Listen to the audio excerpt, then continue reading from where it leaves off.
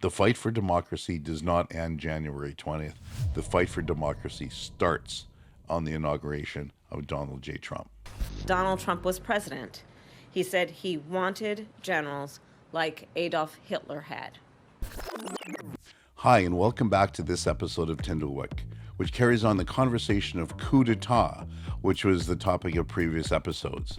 Coup d'etat came into our discussion because the media said that Biden was under a coup during the last presidential election. As well, the issue came up with the whole American government, since the Eisenhower administration was under a coup from the military-industrial complex. And then others suggested what Trump accomplished was a coup on the deep state. And maybe what Trump is going through right now before his inauguration could also be another coup from the deep state fighting back. However, what we'll focus on is why there was two assassinations. Okay, what we really want to talk about in this episode is what would enable people to want to kill Trump on multiple assassination attempts. We want to know why he was persecuted so hard, and this is what this conversation will unravel. For those new to Tindlewick, we are a critical thinking platform. We try to discuss issues of the day without any bias, without any prejudice, without any political views, without any religious views, and try to figure out what is going on and why. A few of my videos have been screened by YouTube, so if you enjoy hard conversation that YouTube is too sensitive to publish, please feel free to follow me on Rumble, which is a true free speech platform. All of my videos form a playlist series, so subscribe with the notification bell if you like the video. Give it a thumbs up and comment whether you like it either way. To recap, we've seen how the deep state grew out of the military-industrial complex. We annually spend on military security alone more than the net income of all United States corporations. And after 40 years, embedded itself in both parties and deep into the federal and state bureaucracy.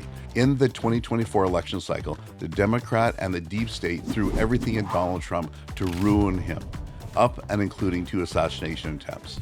The legacy media wanted you to argue over whether Trump is a felon or not, a good man or a bad man, a threat to democracy or America's savior.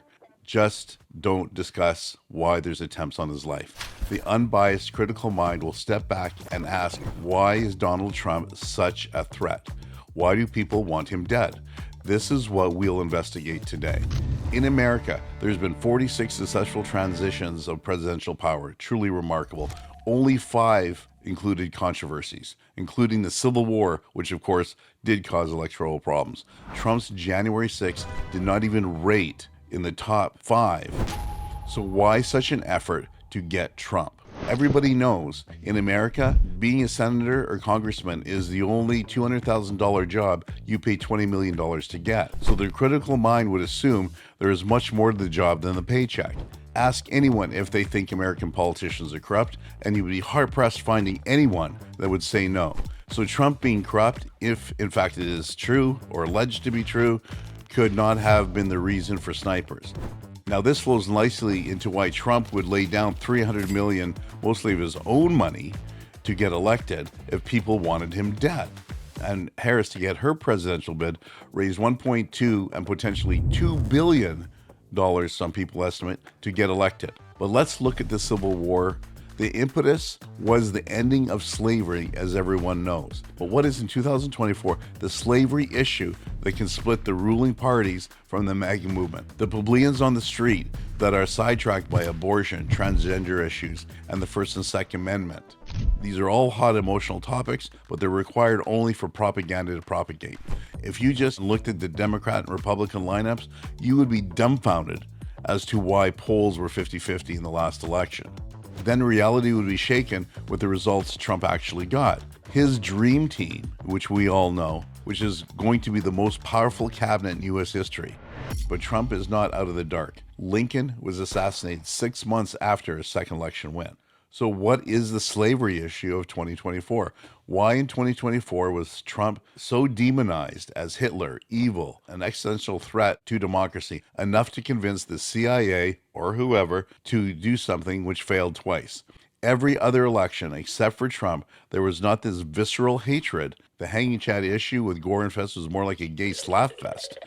But any fair-minded person looking at all the facts would view the Trump experience as persecution and the Biden experience as a cover-up. Why is there such a full-court press against Trump? Why would a concert of media, the Democrat Party, Republican members, entertainment influencers, other foreign leaders, and more constantly berate Trump and his family to the point of seriously claiming Trump is Hitler? Do you really believe there's going to be a peaceful transition? Yesterday, we learned that Donald Trump's former chief of staff, John Kelly, a retired four-star general, confirmed that while Donald Trump was president, he said he wanted generals like Adolf Hitler had. Donald Trump said that because he does not want a military that is loyal to the United States Constitution. He wants a military that is loyal to him. One that will obey his orders even when he tells them to break the law or abandon their oath to the Constitution of the United States. In just the past week, Donald Trump has repeatedly called his fellow Americans the enemy from within, and even said that he would use the United States military to go after American citizens. And let's be clear about who he considers to be the enemy from within. Anyone who refuses to bend a knee or dares to criticize him would qualify, in his mind, as the enemy within, like judges, like journalists, like nonpartisan election officials. It is deeply troubling and incredibly dangerous that Donald Trump would invoke Adolf Hitler, the man who is responsible for the deaths of 6 million Jews and hundreds of thousands of Americans. All of this is further evidence for the American people of who Donald Trump really is. This is a window into who Donald Trump really is, from the people who know him best, from the people who worked with him side by side in the Oval Office and in the Situation Room.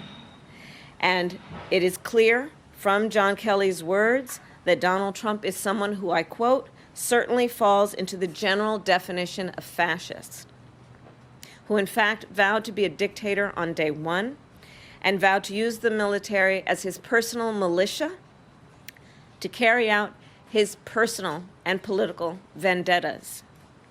Donald Trump is increasingly unhinged and unstable. Now we have to ask, how can anyone in good conscience hand over the keys to the kingdom to Trump if they truly believe that Trump is Satan incarnate? What is more disturbing is what Biden said after the election. Yesterday, I spoke with President-elect Trump to congratulate him on his victory, and I assured him that I'd direct my entire administration to work with his team to ensure a peaceful and orderly transition. Did you notice the dog whistle? Now we have 74 days to finish the term. Our term. Let's make every day count. With the remaining days up into the inauguration, there's a huge battle behind the scenes to prevent Trump from exposing what his assassination was meant to prevent. Put in the comments what you think the anti-MAGA forces are scared of with Trump being in office.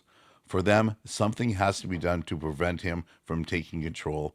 I would like you to tell me what you believe this is. Now, it's not just the unhinged Alex Jones that believes there's something brewing. The rhinos, the neocons, and the military have murmured about resistance measures already, right from the day of the election.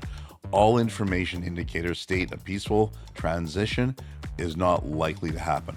Critical thinkers are still looking for telltale signs for anarchy. When you look at the cabinet Trump is building, this clearly highlights the focus on the government's deep state. He's aggressive and antagonistic. It does seem the Epstein flight logs and the P. Diddy videos will be the least of the Central Command's problems. It has to be more than some videos. What prompted the assassination attempts has not gone away. It's becoming even more real.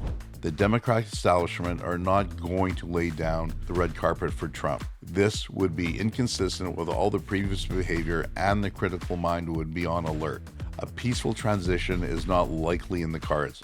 Trump may make it to January 20th, but the coup begins then, like last time. Democracy is not free for America, and I believe the system of corruption is so big that unraveling it would reveal so many people that it would be mind-blowing to most Americans, and the world for that matter.